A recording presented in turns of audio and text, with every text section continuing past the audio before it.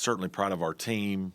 I think we've had a good year to date, 21 wins, and maybe as much as anything, just the fact that we're one of 3 ACC teams in the league right now that are kind of a lock for the NCAA tournament, and I think that's a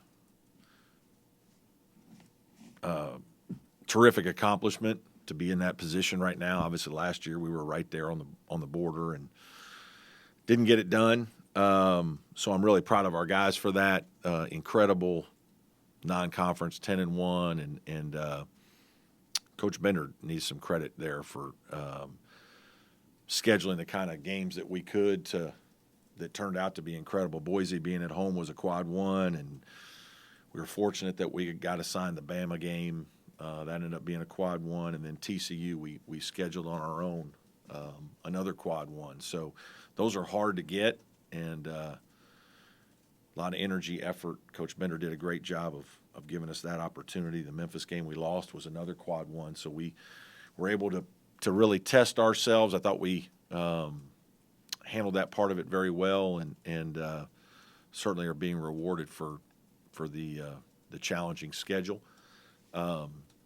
ACC-wise, first off, I'm optimistic. We're going to have some guys recognized here this afternoon for some pretty good individual achievements, and that certainly is noteworthy. As a group, I think we all would have liked to have won a couple more games, had chances to win some more games. It's a long season. The first thing I think our league is way better than people think it is, or it gets credit. I've said that. I've been pretty outspoken about it, and I think some of the net rankings show that. We've got 5 in the top 50 right now. Virginia's 51 and Virginia Tech is 56. And then we've got a bunch, 5 more teams that are kind of between 79 and 99. And that's probably where our league gets drawn down compared to some other leagues, because those games are quad 3 games at home. We played 5 of them, NC State, Syracuse twice. This year, Florida State, BC, and Miami, and those home games are like quad 3 games. So really, in theory, those can only hurt you. And if, as a league, we probably have to figure out a way through some of the scheduling to make sure that some of our teams have a chance to end up in that quad 2, as many as possible, because it feels like some other leagues are doing a better job of that. But I think those teams are all good teams, very worthy, and can certainly beat anybody on any night. And I think it's important as a league that we keep working to do that. Our team in the league, obviously, we got off to a slow start. We were 1-3. Probably had our worst couple of weeks there when we lost 3 games in a row in the league against some good opponents in tough situations, but we didn't play very well, and we kind of were battling uphill the rest of the way. And it was hard. It was long. We couldn't really string anything together. We were 4-6 halfway through the league, but we have managed to, win 7 of our last 10, 10 of our last 16. So I do feel like our guys kind of battled all year to get us to a position where we are now. Again, I think we all wish we would have won a couple more and had chances and let a couple get away from us. But that's part of league play. And I think we're all really excited about the tournament, ACC tournament to start. And, know we're going to have tough matchups with either Miami or Boston College teams we've played this year. But I do think our guys are excited and ready to move on. So with that, I guess I'll take questions. You used the term good year. Yeah. I might be reading too much into that, but I guess you just sort of explained it, sort of some of the ACC play, the unevenness. Yeah. You don't think it was a good year? Pardon? You don't think it was a good year? No. I'm just saying instead of great. Yeah, no, we need a great year. We need to win some more games. Yeah, I think that's understandable. But I do think it was a good year. 31 games is a lot, We tested ourselves, you know, and these guys accomplished a lot. To be a lock right now, one of only 3 teams in the league, that says a lot. I mean, we can't just pick and choose what counts, right? Like last year, everybody's on us with our non-conference losses, and we win 14 ACC games, and yeah, but we had the bad losses. Now this year, maybe we don't win quite as many ACC games, but we don't want to give us credit for the 10 non-conference wins that are incredible in terms of the quality of play in the field we played against. And so I do think it's a really good year because you do look at all of it, and it all counts. And obviously that's why we're in the NCAA tournament right now, or hopefully going to be on Sunday.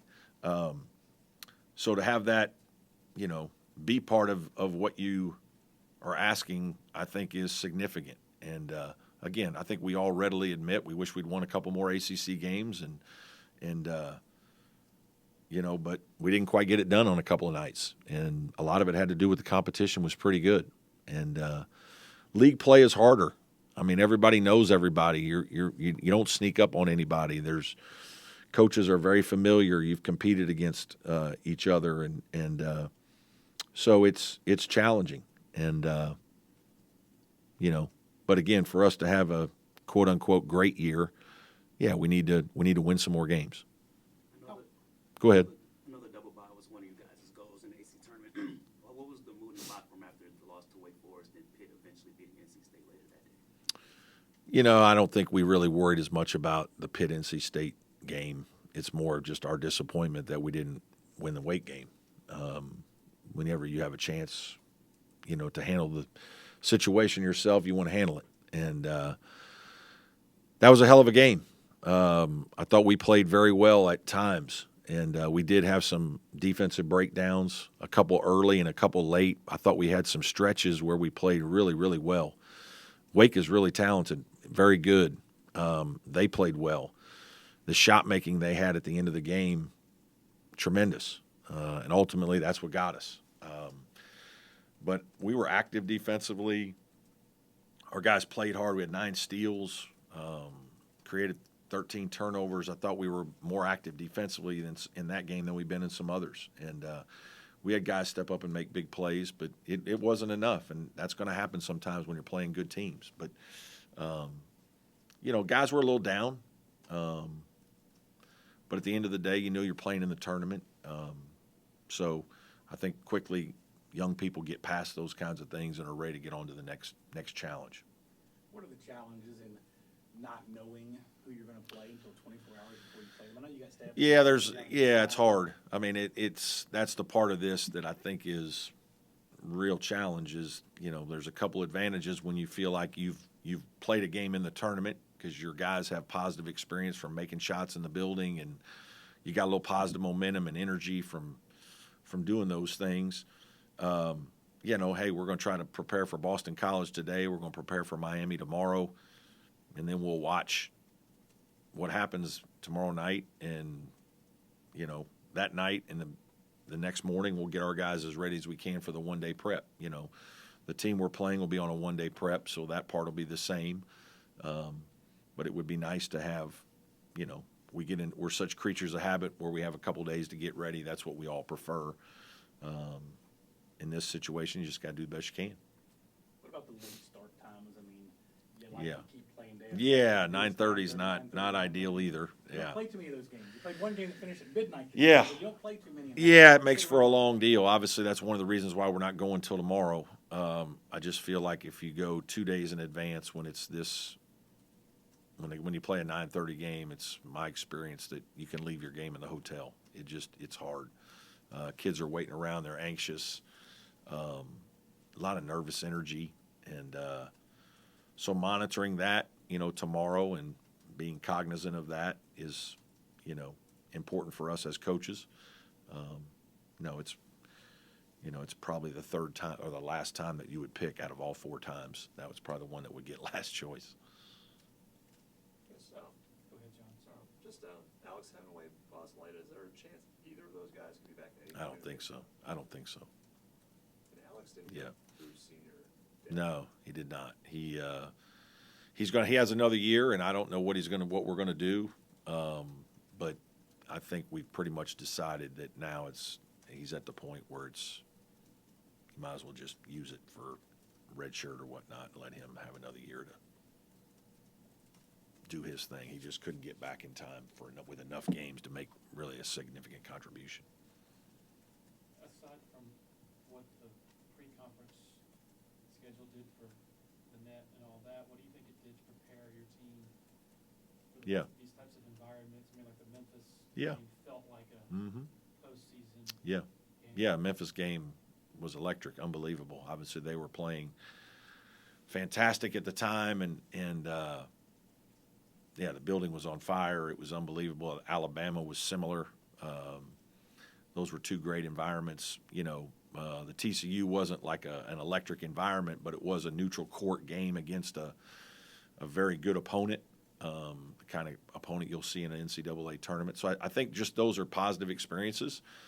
The one thing I've been encouraged, our team has played well on the road in difficult environments. Obviously, the win at Chapel Hill was a highlight. The close loss at Duke, I think we've shown that we can play there and play well.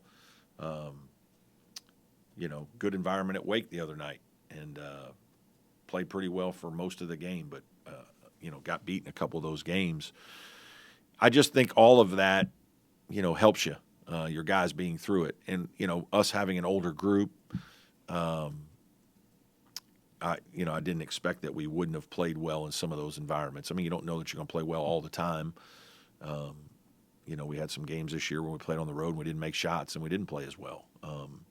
But I think that those were good tests for our team, especially an older group, and we got some confidence coming out of those, and then. Hopefully some of it translated into some ACC wins. Talk about the scheduling issues, like obviously the Big 12 strategy they Yeah. used, and obviously you think you had an advantage from the tough scheduling you had. So If you win. So I mean, is the idea that everyone has to be on board with It's hard. That's the part that, all you can do is, these are guesses. And you have to be a little lucky. Like we were fortunate that we got Alabama. We didn't have anything to do with that. That was the league and TV getting together, the leagues and TV getting together and putting us together. And so sometimes that game is valuable, and sometimes that game can really not help you. It can almost hurt you. Coach Bender did an unbelievable job, like Boise State. A lot of people are probably like, what are we doing with Boise State? Why the heck would we play there? And we have to go back next year. Because if you really do your homework and look, Boise State at worst was going to be a quad 2 probably, 95% of the chance. And there might have been whatever chance that they'd be quad 1, and you turn around and look, and Leon's done an unbelievable job. I texted him right before the game at San Diego State, just thanked him for all his hard work this year, and he texted me back, and yeah, you knew we were going to be a quad 1 the whole time, he said. And but those guys, we just have a lot of respect for them, know those guys, and we were fortunate that game was one that we could work out. But that's hard to do, and there's some luck involved. Memphis happened to be looking late, and Coach Bender, got with me, and we jumped on it quick, and we didn't win that game, but it was a good game for the schedule and a game that doesn't hurt you because it's a quad 1 road game. But that's not easy for those things to happen. They don't fall in place every year. Sometimes you got to get a little lucky. If another team has an injury or two, then it doesn't work out, and it's that's challenging. So, but I do think as a league we've got to really analyze. We're still one of the leagues playing 20 games, and when it gets to the point that, and this is what happens again, we've got 12 of our 15 teams in the top 100, but 5 of them are between 76 and 100, which means they're certainly good teams and they beat you. But then every time you play them at home, all we're doing is really hurting each other. That's not good for the league. We were 4-1 in those games, and but if you lose a couple of them, everybody's pointing out like that's a bad loss, and we all know in a league like ours, those aren't bad losses. Those are toss-up games, and so it's hard. It's hard. So I guess is the answer potentially though everyone going out and scheduling like Possibly. Some of it, I don't know. I think we all have to look at it. I don't have all the answers, but I do think that when you're looking at it, and again, they're going to, some folks are going to say the net isn't the be all end all. It seems a lot like a lot of things when everybody talks about, bad losses or quad threes and fours and how many quad one wins. And, it's enough of a factor that everybody talks about it, and the NCAA made it. I mean, they created it. So, it's worth us doing a little deeper dive as a league. I guess for now you're still going to schedule the Boise's and the TCU's and stuff. We're going to schedule some. Obviously, those are 2-year deals, Boise's and Memphis, and we've always tried to do the best we can with a non-conference road game or neutral game. So we've tried to play 3 games like that as best we can. Then the SEC Challenge, and some of those things are out of your hands. You spoke on how your practices have been limited over the past month or so. How are the guys' bodies holding up as the ACC Yeah. tournament approaches? You know what? We've gotten better, and so we've started to practice a little more. PJ and Ian both have practiced a little more last week, and anticipate they'll be able to practice today. But yeah, it's been hard. There's a month there where the practices every day were kind of challenging because it was always 1 or 2 guys in, 1 or 2 guys out, and there was it was a challenge with the rhythm of what we're trying to get done, and then resting guys enough that they're still available here at the end of the season. And I'm hopeful that the PJs and the Ians of the world. Ian's still got some things that are bothering him, but he's tried to be a warrior and fight through a lot of it. Kind of to that point, the goal is to win the game, but the goal is to also play 4 games in 4 days. How do you balance the minutes for playing guys when you're hoping to be playing more, but you also... Yeah, I think at the end of the day, you got to win. You're trying to win, and so that'll certainly be a part of it. Yeah, and you just, as you get deeper into it, you'll deal with those things as they come. I guess how much does seeding really matter? I mean, going from like a 6 to a 5 or potentially 4? Yeah, I mean, I'm sure if you look at the past champions, it matters because probably of the 1s, 2s, 3s win a lot. And there's usually a reason. They're usually the best teams, and that's why they finished where they did over a 20-game challenging league schedule. Having said that, I think the league is maybe as wide open as it's ever been. And obviously you have teams like Notre Dame and Georgia Tech whose coaches have done terrific jobs, and their teams have really gotten better. And they have unbelievable wins this year against really good teams. And so I do think that this could be a year where, somebody who's a lower seed could certainly advance and get deep into the tournament and make something happen. I was actually talking about the NCAA tournament. Okay. Does that matter in terms of building? I don't know. I think matchups probably matter more than seeding. I think the matchups in the game, there are just things that certain teams create problems for others, based on style or their personnel versus your personnel. And that's where, there are some, I think Matt Painter would be one of the first to tell you that Purdue last year, that was probably a terrible matchup for them in the first round game. If it doesn't get off to a good start, and now they're going against 5 small guys that are quick and athletic and fast and, press and do all this stuff, it creates some problems. And you haven't dealt with that. You haven't seen much of that in 3 months, and then all of a sudden in the most pressure game of the season, you're dealing with it. And so we all kind of get in situations like that where maybe somebody stylistically plays a lot different than the teams you've played in your league, or there's a matchup, or obviously foul trouble. Anything can change a game quickly. We'll probably run this the Wednesday that y'all play at 6 o'clock. Could you touch a little bit on Wednesday Boston at 6 College? o'clock. And Okay. then touch a little bit on Miami. Yeah. Because right now we don't know who they're going to be. Yeah. But when you play them, when we run this, we'll know. So just maybe start with Boston. Yeah, okay. Boston College, very physical. Quentin Post, I'm sure will be an all-league player. outstanding center that stretches you with three-point shooting and good post play. Jaden Zachary, one of the tougher, more physical guards. I think they do a really good job of kind of exploiting some mismatches. And defensively, they're extremely physical. They'll change their defenses a little bit. So you got to adjust to some multiple defenses. Miami, really talented team that can score. Battled some injuries all year, and so it'll be interesting to see who all they have playing in the tournament. But obviously, when they're making shots like they did against us in the second half of the first game, way back in January, they can beat anybody. Experienced team, used to winning. I think Norchad Omir will be another all-conference player. Very difficult matchup for big guys because he's just as strong as all the post players in our league, but quicker, and so kind of an undersized five that creates problems. So both teams more than capable of winning several games in the tournament. You mentioned the accolades coming later today. Seeing the PJ there, of course. I would hope so. I think overall that he was given the respect or benefit of the doubt from, maybe I'm picking a Yeah. word here, that is normally accorded. I do think the game is very physical inside, and I don't know that our emphasis.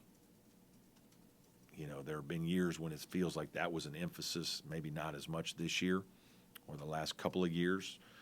Some of it is, we are trying to keep. I do think people want to see the best players, so we're trying to keep them on the floor. But I do think it's very physical in our league and in college basketball in the post. And, obviously it's the challenge or the frustrating part is when you have a posting team like we do and it's so physical that, throwing the ball in there, there's no advantage, or the advantage is taken away with some physicality on defense versus teams on the perimeter, which more teams play on the perimeter with spread open court offenses, and now there's a lot of touch fouls on drives. And there's traveling on drives that sometimes goes uncalled. And so there's advantages that the offense seems to have occasionally, and that makes it frustrating for our team in terms of the coach and the players who are posting the ball a lot and playing physical inside-out basketball. And there's not as many teams that do that. There are some, but I think that's where the rub is. And I think at some point, I do think it'll be enough of an issue that we're going to have to deal with it as the college basketball rules committee is probably moving towards that. Got time for one more, if anybody has one. How has your bench progressed throughout the year heading into these bigger stages? Yeah, I think there's times they've been inconsistent, and at times, which they're young players. They're all sophomores, so some of that is to be expected. There have been times they've been very good. I don't think our bench is always. It's not always points with them, and I think we all quickly go to points. It's because we've got PJ, we've got Chase, we've got Joe, we've got three guys that have 2,000, 1,500, and 1,000 plus scorers. They don't always have to go in the game, and it's not about scoring. It's about defending. It's about keeping the offense moving. It's about doing your job at a high level. It's helping us in other ways. And I think there are times those guys do some really good things, and it may not be that they score very much, but they guarded well. They moved the ball. They played with great pace. They put pressure on the opponent with their pace, their speed in the open court. So I think there's some times those guys have done really well. And then there are certainly some games where those guys, score 6, 8, 10, 12 points. But they can impact the game by scoring a bucket or two and providing some things in the, 8 to 18 minutes that they play off the bench that aren't basketball or aren't scoring related, I should say. What's the most vital thing on your mind right now as you shift to the postseason and you guys, what it's going to take for you guys to achieve what you want to? I mean, just our consistency, you know, which that's everybody on every end. You know, we've got to keep limiting our defensive errors. And, you know, offensively, sometimes it comes down to shot making. There's some shot making. We're not quite as dynamic breaking people down and getting easy baskets on our own all the time. And so we end up having to make shots, whether those are low post moves or open threes or whatnot. You know, I think that if we're creating good shots for our guys, then we'll probably be fine. Okay, guys. Thanks, sir. Thank you all for being here.